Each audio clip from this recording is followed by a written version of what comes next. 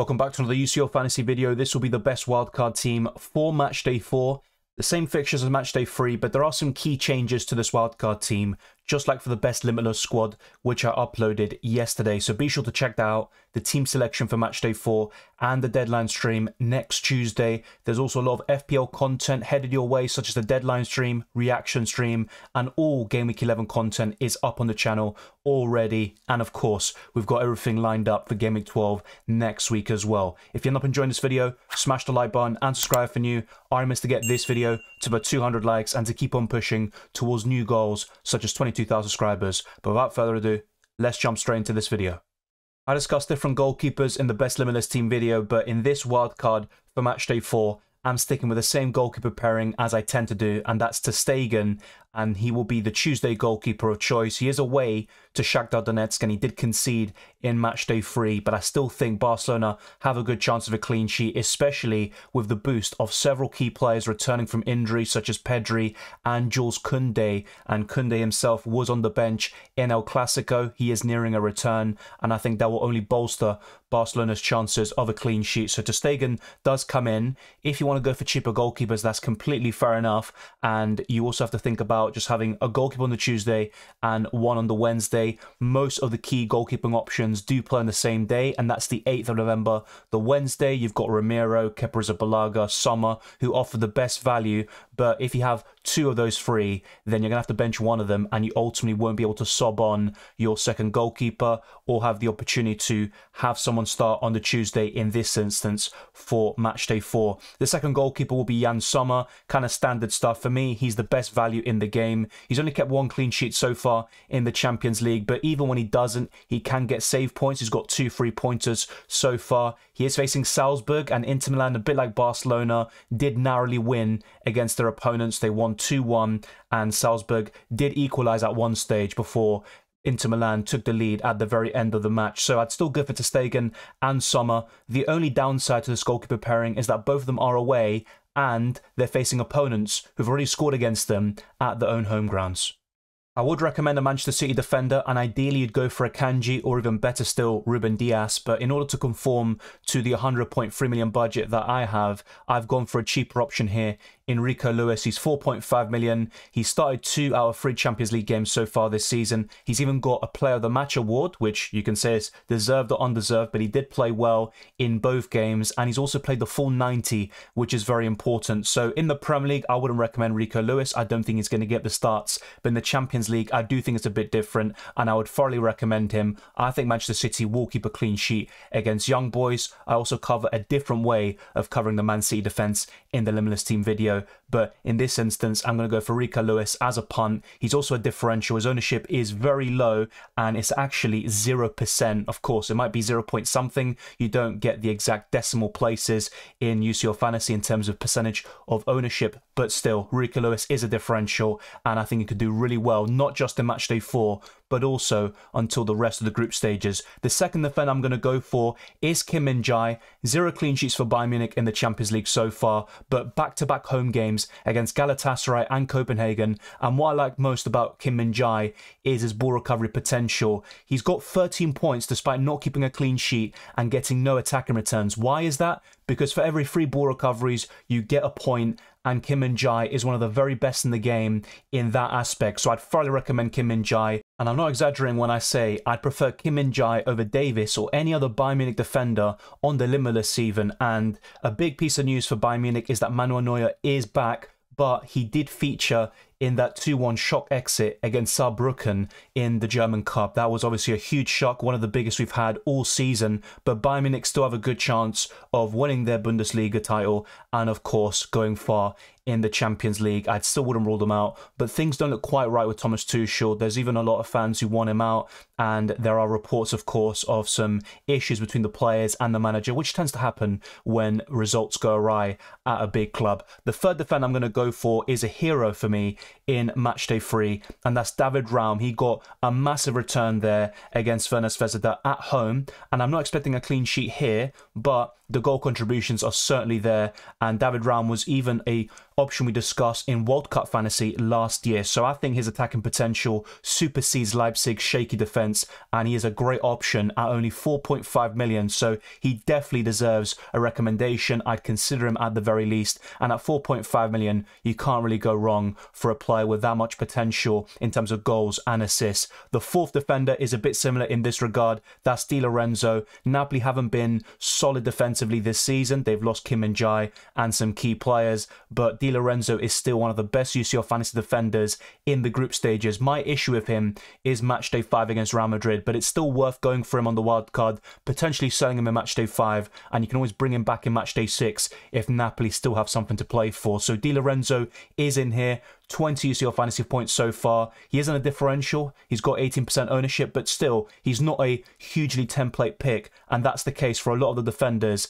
that we've discussed here today. You've got some key differentials and low-owned players that can really help you go up the ranks. The final defender also has relatively low ownership at 12%. He's had some injury problems, and that's why a lot of people might have sold him in matchday 3, but he is back. He was in the squad for El Clasico, and that is Jules Koundé. I would double up on Barcelona defensively. You don't have to, though, and I completely understand if you decide not to, but I like that combination of ter Stegen and Koundé, and generally speaking, you do cover a lot of defenses anyway. Only one defensive double up, and there is the omission, of course, of Denzel Dumfries, who is still a good option. He's got a lot of attacking potential. He is showing it in abundance in Serie A, but I think Jan Sommer is already enough cover for the Inter Milan defense, and ultimately, if I had to double up on one team defensively, it would be Barcelona, and they've got really good fixtures. You know, they've got Porto at home in matchday 5, a clean sheet is possible there, and in matchday 6, it's Antwerp away. Now, the only issue is that Barcelona could seal qualification by winning their next 2 games,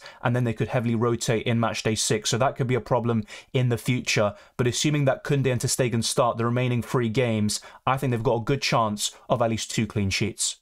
I might be late to the party with this one, but Brais Mendes comes into the wildcard team. He was also discussed in the best limitless team video. He's got more points than any other player in UCL fantasy, and that includes some of the most informed players in the world, such as Jude Bellingham, but I think these two are almost essential in UCL fantasy. I think Bellingham is still more important, of course, and Brais Mendes isn't going to continue this run forever, but he is doing well in La Liga and translating that form to the Champions League. And as for Bellingham, he is scoring so many clutch goals. He did it in El Clasico again. He was pretty anonymous for 70 minutes. Then he scored an amazing goal to equalise, and he was in the right place at the right time to score the winner in the last few moments of that game too. And everything that Bellingham is touching is turned into gold. That also might not last forever, but he's got so much potential at his age that he could reach even bigger heights in the future. And I think his all-round game is very good, but of course the goals and assists are inflating people's perceptions of him. He is still a quality player at Borussia Dortmund too. He was doing extremely well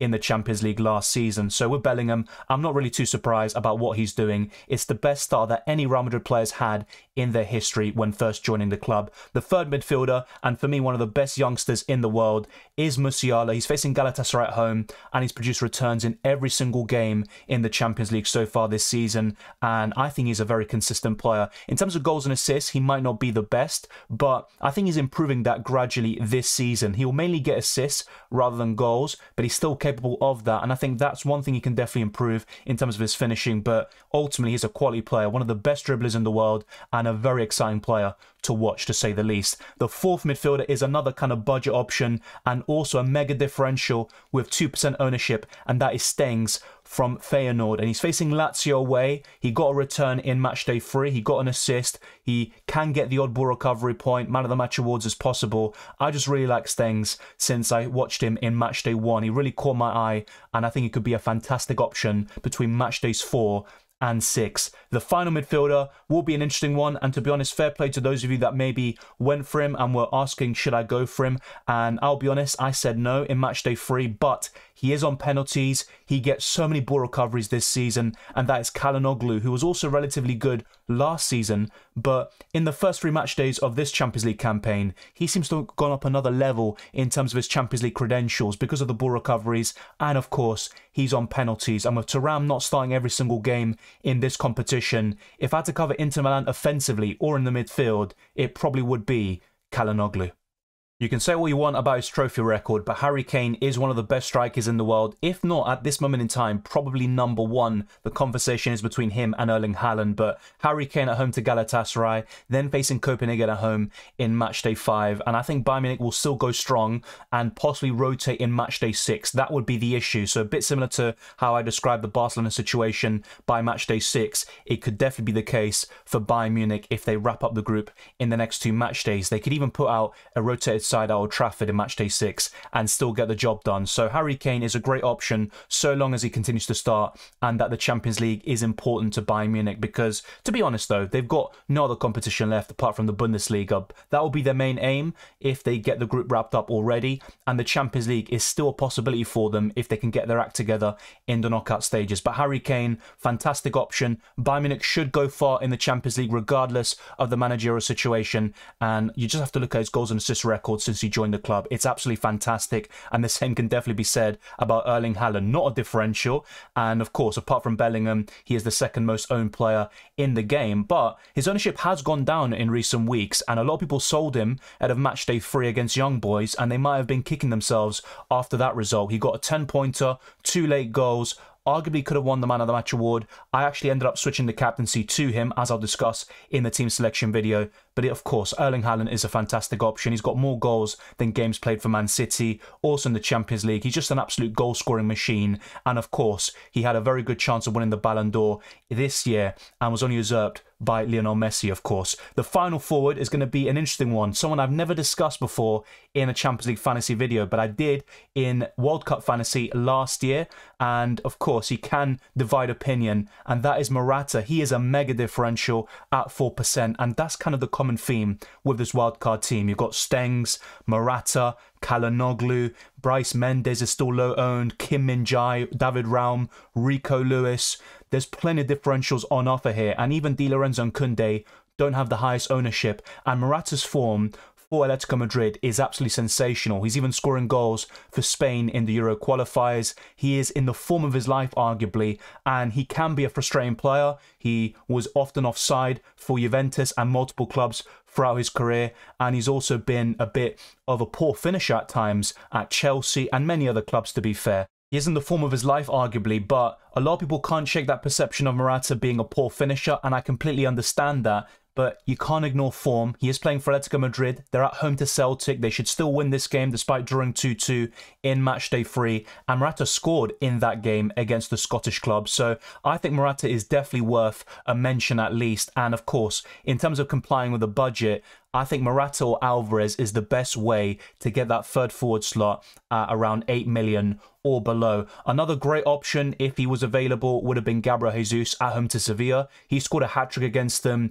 in a pre-season friendly last year. He also was man of the match with a goal and assist in matchday 3, but he picked up an injury in that very same game, which is very unfortunate. And Gabriel Jesus has been Arsenal's best player in the Champions League. His overall record in this competition is also fantastic. And of course, you can consider Saka or maybe an Arsenal defender, even David Raya in goal. But I do like this mix-up. It's not going to be perfect. It doesn't cover every single great option and team, and I think Arsenal could be a big omission, but I'm very happy with this setup, and I think Morata could be a fantastic differential.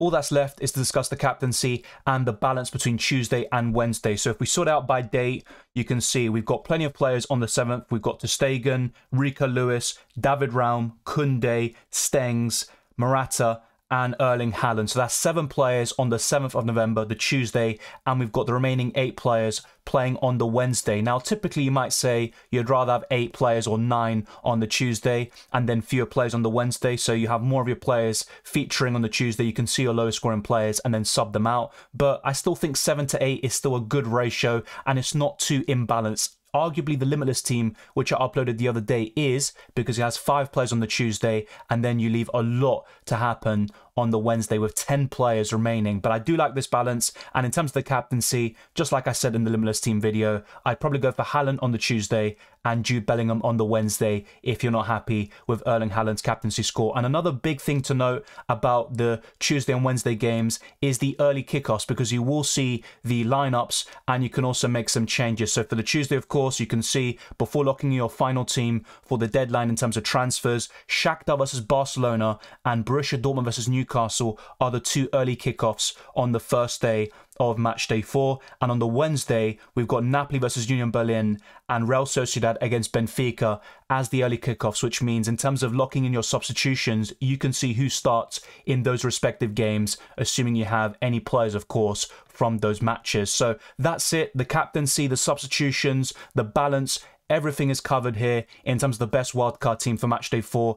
As always, let me know your thoughts down in the comment section below, and thank you very much for watching this video. If you enjoyed it or found it useful, then be sure to smash the like button and subscribe for new. Let's try to get this video to the 200 likes and let's keep on pushing towards 22,000 subscribers and beyond. You can follow me on Twitter and Instagram, DylanRCM, and check all the links in the description below for the Patreon, channel memberships, Discord server, and the UCL Fantasy League. I would highly encourage you to join all of those, and we've got the biggest UCL Fantasy League in the world. I wish you all the best luck for match day 4 and the rest of the season, and I'll see you next time.